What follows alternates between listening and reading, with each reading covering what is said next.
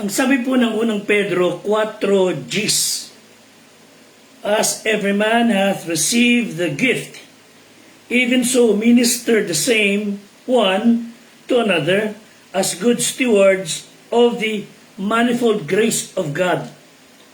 Itong binasa natin talata ay may kinalaman po dun sa kaloob ng Diyos sa ating mga Kristiyano and generally to all the people, and yung kagandang loob ng Diyos, yung kanyang generosity ay nawawala ng saysay, so to speak, kung tayong recipient ay magpapabaya or wawaldasin ang kanyang ipinagkaloob na bagay.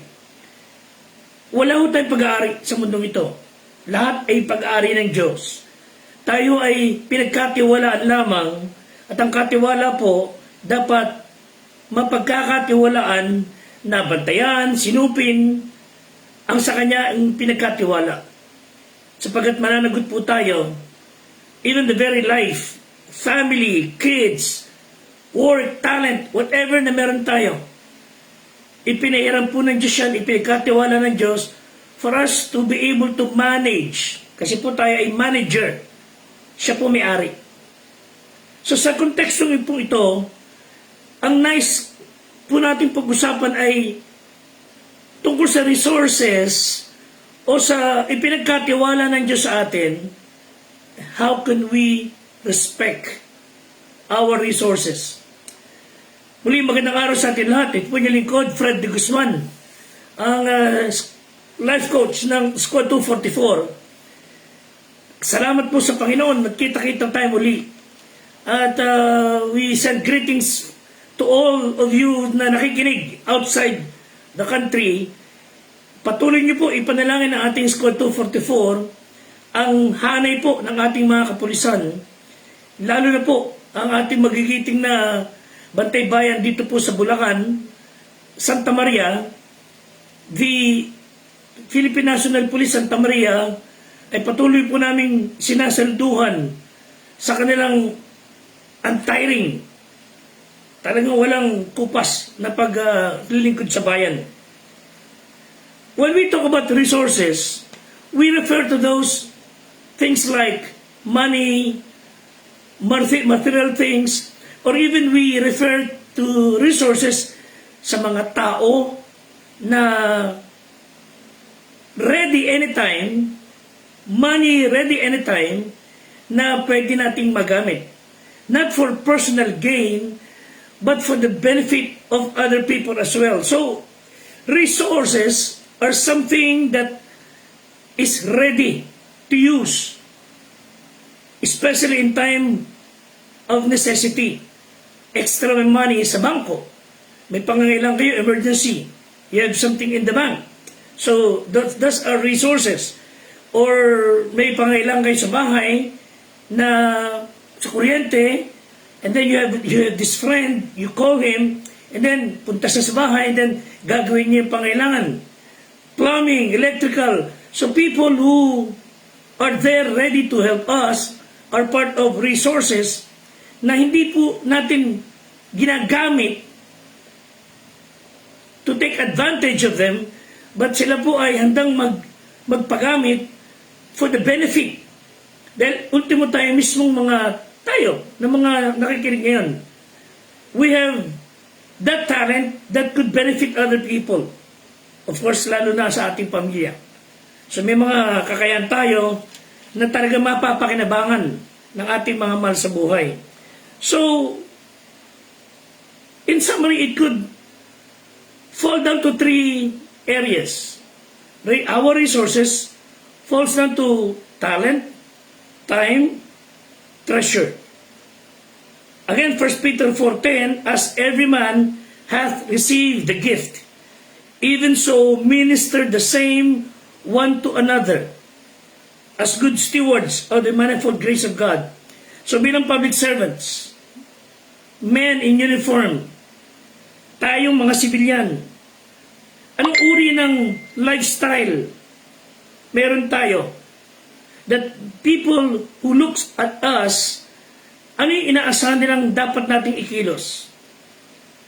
Of course, bilang mga ministro, abay, hindi dapat nababahiran ng kabulustugan. Hindi yung nang-aabuso, nang-ahalay, nang-gagamit ng tao, tulad ng mga nababalita natin. Na pagka nakrusudan siya, nangati kanyang laman, kukuha siya ng babae, magpapamasahe, pati pa pinamamasahe. Mga ministro ng demonyo na nangahalay ng kalalakihan, nangahalay ng mga kababaihan, murang gulang, inaabuso. Ang mga tao sa natulungan, sila ang pinagtutulungan, pinagbebenta ng kung ano-ano, at ang pera ay ibinibigay sa kanila, nagpapayaman sila na para mga patabaing baboy. Sila nabubuhay sa karangyaan, ang mga miyembro pinahirapan, kinukuba. Pinangako ng kung ano-ano, itong mga tao ito, na padadaya. Those are people who deserve hell. At yung mga nadaya yan, ikaawa-awa. Yun ang dapat tulungan ng mga tao nasa matinong pag-iisip. Nadaya, naloko, at tayong mga tao, maging matalino naman po tayo. Hindi ko may dalang Biblia o nakasuot ng mukhang religyoso, paniniwala na kagad natin kung magsaltay napaka-banayad, pero sa loob ng kalooban ay kabulukan. Sumpaho sa gawain ng tunay na gawain ng Diyos ang ganyang mga uri ng mga tao. They are not public servants doing things at their own advantage. Gagamitin ang kapangyarihan sa sariling pakinabang. Hindi spiritual na rapat magbuhay. They have no space sa lugar ng mga matiturong tao. But as public servants, we are expected to live as one, serving people, not us being served. Luke chapter 16, wika ng talata sa Gs, ang mapagtapat sa kakaunti ay mapagtapat din sa marami. Ang di matuwid sa kakaunti ay di rin naman matuwid sa marami. Kung kayo nga'y di naging mapagtapat sa masamang kayamanan, sino mapagkakatiwala sa inyo ng mga tunay na kayamanan? At kung di kayo naging matapat sa kayamanan ng iba, sino ang sa inyo magbibigay ng sa inyong sarili? So, ibig sabihin, kung sa maliit na bagay na subukan ka, inimbot mo, hindi iyo kinuha mo, hindi mo pag-aari, kinimkim mo, how can you be entrusted with bigger things? Kung sa maliit na bagay na subukan tayo, o yung yaman na hindi tama pinanggalingan, inimbot mo pa, sinakim pa, how can you be entrusted with good riches? Proverbs 25 verse 16, makasumpong ka ba ng pulot? Kumain ka ng sapat sa iyo. Baka ka masuya at iyong isuka. Ayos lang. Kung ano meron ka, sabi ng Bible, kumain ka ng sapat. Hindi pa kayong bumili ng ganitong bagay, huwag mo nga rin kagad. Na ang tao sa sobrang kaganidan, they would do wicked things para lang makuha yung bagay na yun to impress people they hate. Using money they do not own.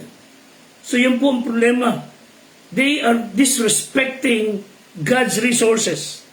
So how can we show respect sa mga pinagkatiwala ng Diyos na resources? One, be responsible sa ating time. Again, as I've said, tatlo ang kategorya na binabagsakan ng paglalapatan natin ng tiwala, respeto, pagpapahalaga sa resources ng Diyos. Be responsible with our time. Ang katiwala po, o a steward, they look after the property of someone else. Tayo, pinagkatiwala ng Diyos ng oras, tayo ay inaasahan ng Diyos na aayusin natin ating oras, gagamitin sa kapakinabangan, sapagkat siya ang may-ari ng ating buhay. God has given us all the same amount of time. Lahat po tayo may 24/7. Lahat po tayo ay inaasahan ng Diyos to use time wisely. Ecclesiastes chapter 3, sabi ng Bible, for everything there is a season, a time for every activity under heaven. A time to be born, a time to die, a time to plant, a time to harvest, to cry, time to laugh, to grieve, to love, to hate. Ang lahat ng ito simply says, it is best to be content with the present things that we have. We should be cheerful and thankful sapagat God has given us this time. God has given us this time of laughter and fellowship and love. And for those times of pain and crying and brokenness, respect the time with them, grieve with them, and care for them. Be compassionate. So tayo po, sa binasang talatang ito ng Ecclesiastes 3, all comes from the hand of God. Ang Diyos po ang may hawak ng ating buhay, and that in due time, makararanas tayo ng mga pangyayari na we hope to God na maging memorable sa ibang tao. Na they would say, paglipas ng panahon, salamat sa Diyos nakasama ko kayo, because during that time, I really needed someone, and God sent someone, kaya ako guminawa. Gumana ang pakaramdam. So also, it also warns us that people should not please themselves. Kung tayo po ay mabubuhay just to please ourselves with riches na pinagharapan man natin, but may soon be taken from us. Pag tayo ay nagsisikap lang na mapaligaya ang ating sarili, personal na aggrandizement, somehow it would be taken away from us. We will not be happy. So we must have a time, most of all, hindi lang sa pamilya, higit sa lahat sa Diyos, na siyang nagmamayari sa atin. We should have time to glorify Him. Everything we do should glorify Him. So, lahat ng bagay na nakasulat sa ating Constitution, as far as I know, if it's not against God's Word, we should abide by the law. Pag ang utos na nasa Constitution ay umaayon sa kasulatan ng Panginoong Diyos, dapat pasakop tayo. Kung sakali na may panukalang batas o may batas na umiiral, ayaw pala na ang batas na yon ay tahasang sumusuway sa sinasabi ng kasulatan, then doon lang po tayo po pwedeng sumuway at sumunod sa patakaran ng Diyos. Susuway sa utos ng tao na hindi ayon sa kasulatan, sapagat ang Biblia po, mga kapatid, this is the highest word. Mataas po ito sa lahat ng bagay. In fact, sabi po ng Bible, thy word is above thy name. Pinahalagaan po ng Diyos ang kanyang salita. Kung paano ang pinakamataas sa ating gobyerno, hindi ang Pangulo, ang pinakamataas po sa atin ay ang Constitution. We should abide by the Constitution. So we must respect God's resources by responsible sa ating mga time. So we must have time to worship Him. That's why you were born. That's why God created us. Revelation 4:11, He created us for His pleasure. Yes, everything secondary. For family, for friends, for work, etc. Doing good, being fair, having fun, na malinis. But above all, God created us for His pleasure. We ought to love Him. We ought to worship Him. We ought to have fellowship with Him kasama ng ating pamilya. That's the reason why God created us. We are designed for Him, to worship Him. Parang ganito lang ho yan eh. Anong silbi ng ballpen kung di na panunulat? Mainam pa yung ballpen na 5 piso halaga na naisusulat kaysa isang pen na halagay 150 pesos na walang silbi, hindi mo maisulat. So God designed us to worship Him, to love Him, because that is not only our greatest privilege, our greatest duty, but it's the only way that we, from boredom to brilliance, makararanas ng ganong uri ng buhay. In the first place, God created you and me. Ang Diyos ang gumawa po sa atin. Ang tunay na pagsamba po na iuukol natin sa Diyos is part of our respecting time that He has given us. And I hope to God one day you will join us sa ating worship, sa mga simbahan. So worship is all that we do in response sa ating pagiging grateful sa Diyos. Pagsamba ang ginagawa natin bilang pagbibigay papuri sa kanyang kabutihan. For being so kind in giving us another life, for giving us another day. Yung magising ka lang sa umaga, isang malaking pagpapala na po yan. Ikay nakalalakad, ikay nakakakain, nakakapagsalita. Those are the things that we should be grateful. Dapat lang magtulak sa ating sambahin siya. And the more we do that, the more we will become like Him, and the more we will be more calm, peaceful, and full of wisdom. And if you would look at any person, if you know of any person whom you knew na lumalakad kasama ang Diyos, nabubuhay, ipinamumuhay ang kanyang salita for a long time. Iba ang lakad, iba kilos, iba tindig, iba ang galaw, iba ang pag-iisip, iba ang paninindigan. And that gives God pleasure to see His people abiding by the book, walking in the truth. Kaya nga sinabi ng Bible sa 3 John, it's my joy to see my children walk in truth. Nakalulugod po sa Diyos. Kung paano nakatutuwa sa ating mga magulang, na ating mga lumalaking matitino, maayos ang buhay, magagalang, parehas, matitino isip, hindi magagarbo, hindi puro lakwatsa, hindi puro layo. Nagdudulot ng katuwaan sa atin, lalo na sa mata ng Diyos, na nakakita ng simpleng pamumuhay at may paggalang sa Kanya. So, be responsible with our time. And then, of course, some might offer God better than what we can offer, but there's no one who can love God better than you. Alam po ng Diyos ang kakayahan natin na mahalin siya. And He will not demand things that you cannot do or that we cannot do. At hindi kumpara tayo sa isa't isa tulad ginagawa ng maraming tao.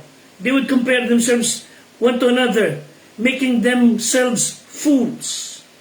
So, be responsible with our time. Secondly, be responsible with our God-given talent. Again, God has given us, God has endowed us with our capabilities. Things that we can use wisely to the benefit of other people. And those refers to your immediate family, of course. So ang Panginoon nung umakyat sa langit, He left us with spiritual gifts, talents, and sa totoo lang po mga kapatid, hindi tayo iniligtas ng Panginoon, binago buhay, just to sit. We should do what waiters do. Ano ba ginagawa ng mga waiter sa mga restaurant? Ang mga waiter, they serve. So while we are waiting for His coming, we should serve Him. Paglingkuran natin siya.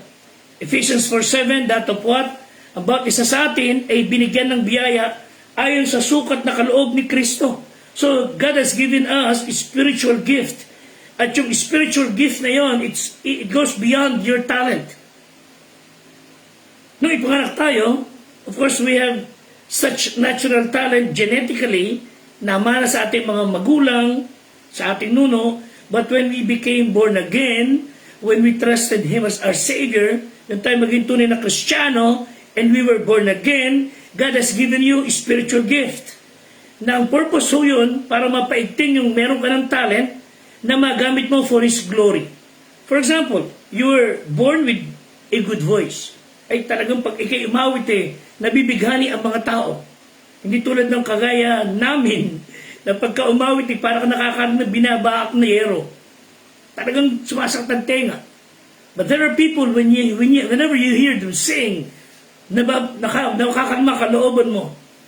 When that talent will be used for His glory, lalong pagagandahin ng Diyos ang kanyang talento. So how can we discover a spiritual gift? How can we discover the talent that God has given you? Na siya kahit irerespeto. One, you should have the desire. Pakanasain natin na, Lord, let me discover what my talents are. Ano yung ini-enjoy yung ginagawa? For example, you enjoy singing. So that's good. You do well naturally. You enjoy carpentry. You enjoy construction. You enjoy some kind of mathematics. So what are those talents you have that you enjoy doing? Yung malinis. Hindi yung, ako, ang aking talent is tumambay, uminom, mag-vape, magsigarilyo. Those are garbage. Hindi po yung natural talent. Those are Satan-given talent. What I'm saying is natural talent. So, pansin mo, meron kang kakayang umawi. Pansin mo, meron kang kakayahang makapaglingkod sa kapwa. And then, not only do you have the desire, secondly, discover. So, may mga bagay kang ginagawa na pag ginawa mo, people would see you and they would appreciate what you do. For example, you sing and then they would say, ganda ng boses mo, Brad. Or, gumawa ka ng isang bagay, nakita ka ng isang tao, then all of a sudden, salamat sa iyo, nakita ko yung ginawa mo. Keep doing it. Keep it up. So, desire, discover the things that blesses other people. Thirdly, develop. 2 Timothy 1:6, ano sabi ng Bible? Stir up the gift. So whatever gift that you have, like natural or spiritual talent, develop it. You have the talent of speaking, of singing, whatever, you develop it. Kung anong talent meron ka, try to develop it. And then, of course, fourthly, learn to depend on the Holy Spirit. Panginoon, I have this talent. I'm depending on you. Help me to develop it. Help me to use it for your glory. And then, of course, deploy. What I mean is, ipaglingkod natin sa kapwa natin. Hindi mo gagawin yung talent mo just to gain personal reward, personal aggrandizement, or papuri. No. Kundi ipaglingkod mo ito for God's glory, lalo na kung Kristiyano kayong tunay, that would build up the body of Christ. Again, sabi ng 1 Peter 4:10, na ayon sa kaloob na tinanggap ng bawat isa ay ipaglingkod sa inyo rin na gaya ng mabubuting katiwala ng masaganang biyaya ng Diyos. Be responsible na steward ng Diyos. Whatever you have, God has entrusted them to you, ipaglingkod nyo. Hindi yung, akin lang to. Kung pwede kumukuy, akin lang din yan. Hindi po yan ang nais ng Diyos. And then of course, not only your time, talent, your treasure. Be responsible with your treasure. God gave us the ability to produce wealth, to produce resources. And if we follow Him, you will become more industrious. You will produce more. Pero ipinaalala sa atin ng Diyos, mga kapatid, God has given you the wisdom, God has given you the talent, God has given you time enough, nakakapag-develop ka ng dagdag na kayamanan, mga bagay na biyaya. But God is reminding us we should be reminded of greed and temptation to be boastful. And one of the biggest tests ng ating pagiging tao is in the matter of money or material things. Our attitude sa pera ay nakikita madalas sa ating kilos. How do you respond pag wala kang pera sa kamay? Lalo inaasam mo mag-aabot sa iyo, walang iniaabot sa iyo.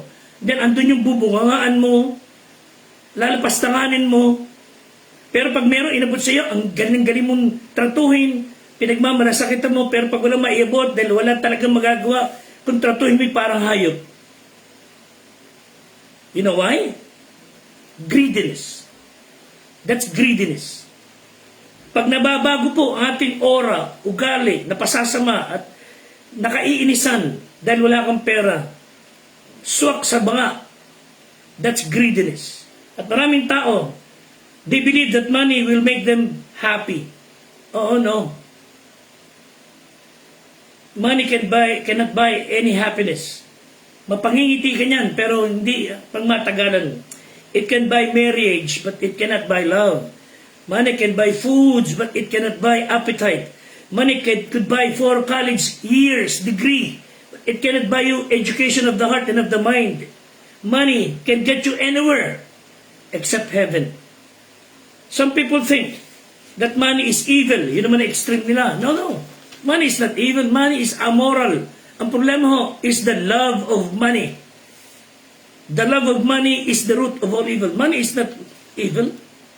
Money is being used by God. But the love of money is the root of all evil. Yun ang problema. 1 Timothy chapter 6:10. So it's harder to pass the test of prosperity, actually kung tutusin, than to pass the test of poverty. It is not wrong to have money. No, it's not wrong. Pag ito na pa sa kamay ng matatirang tao, it will expand. Pero pag napunta sa kamay ng mga gahaman, ang salapi, wala pong kasiyahan yan. Maghahangad pa yan ang maghahangad. Up to the point of, they would ask people to give them money, give me more money, give me more money. Kukubain, alipinin, sasalaulain ng pagkatao, makuha lang niya ang pera. At kung di siya masyan sa binibigay nila, siya mismo ang magkakamal sa magitan niya kang kasamaan. Oh my God, help us. And may God have mercy. Hindi po maramot ang Diyos. God wants to bless us, but bless us in a godly way.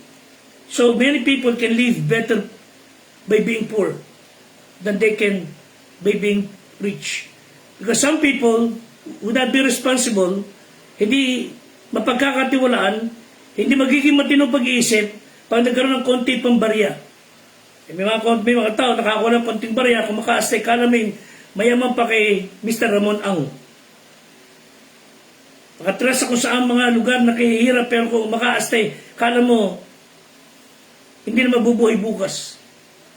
Proverbs 30 verse 7, listen. Proverbs 37 hanggang chapter 30 verse 7 to 9. Dalawang bagay ang hinihiling ko sa iyo. Huwag mo ipagkait sa akin bago ako mamatay. Yan ang sabi ng Bible. Ilayo mo sa akin ang walang kabuluhan at mga kasinungalingan. Huwag mo akong bigyan ng kahit karalitaan o kayamanan man. You see how balanced he was. Pakanin mo ako ng pagkain na kailangan ko. Baka ako'y mabusog at magkaila sa iyo. At magsabi sino ang Panginoon. Mamalaki na siya. O baka ako'y maginto ka at magnakaw ako, gumamit ng paglapastangan sa pangalan ng aking Diyos. So, the wisest man on the earth is simply saying, Lord, just enough for me to live fairly. Enough for us to live fairly and healthy.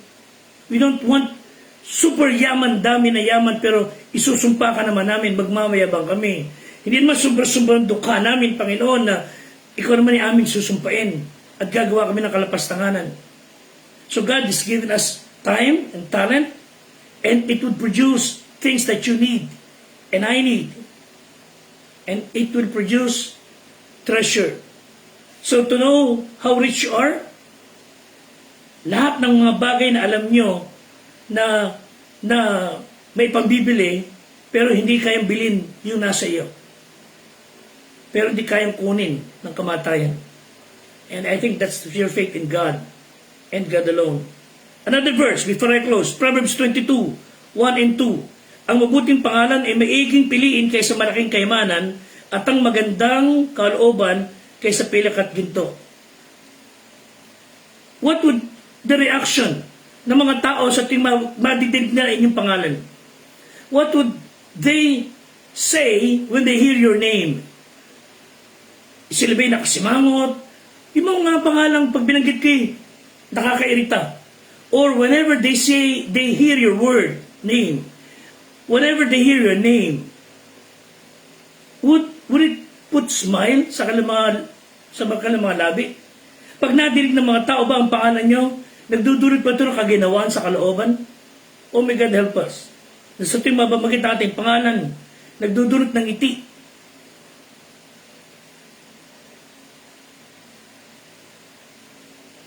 Sa pamilya, mahal sa buhay, at sa ating kapwa. Huwag sana mangyari na sa tuwing babanggitin ang pangalan natin, kahit saan, nakukonsumi tao, bumibigit ang kalooban. God forbid. Piliin natin ang magkaroon ng mabuting pangalan kaysa kayamanan na bunga sa kasamaan. Piliin natin ang may mabuting kalooban. So, again, sabi ng Bible, Proverbs 21, verse 20, there's treasure to be desired and oil in the dwelling of the wise. But foolish man spendeth it up. Winawaldas ng mangmang ang yaman. Luke 12:15, kayo'y mag-ingat sa lahat ng kasakiman, sapagkat ang buhay ng tao ay hindi sa kasaganan nakikita. Ibig sabihin, hindi po kayo magiging masaya if your only focus is to get rich and famous pero ang puso ay hungkag at dukhang-dukha. Let me close with this story. Isang tao ang nakakita ng perlas sa isang jewelry store, and he was so impressed and he was so overwhelmed, and I want to buy that pearl. I have my money. Sabi ng may-ari, taga mo na, willing kang bilhin? O sige, magkano kaya mo? $10,000.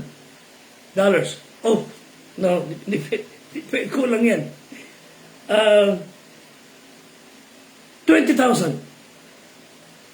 50. Masyado naman yung perlas na yan. Pero gusto ko yan. Sabi ng, talagang gusto mo, bilhin mo. 75,000. Sabi ng may-ari, meron ka mang kotse? Yeah, 2. Isama mo na yan. Pahay ka? Ganun ba? Sige. At tingnan mo na, kulang pa rin eh. May bahay ka? Oo. Sama mo na yun. Ha? Ang mahal naman yan. Ano gusto mong bilhin? Gusto mo pa sa'yo? Sige. Kunin ko. You have family? Yes. Ganito lang. Para ibigay ko siya ito, kailangan akin lahat yung ari-arian mo, ha? Bahay, kotse. Sa amin kayo titira. Pati pamilya mo kasama sa presyo. Pati ikaw. Anong klase naman yun? Hindi, siguro ako. Pag gusto mo mapasa itong perlas na ito, all of you, everything about you, everything you have, now belongs to me. And everything I have, you will enjoy. Ano palagay mo? Of course, kwentong kutsero lang namin yan. Kwentong kutsero. Pero sasabi natin, sa Panginoong Diyos, everything He has is already yours. Pero kailangan, Kanya ka.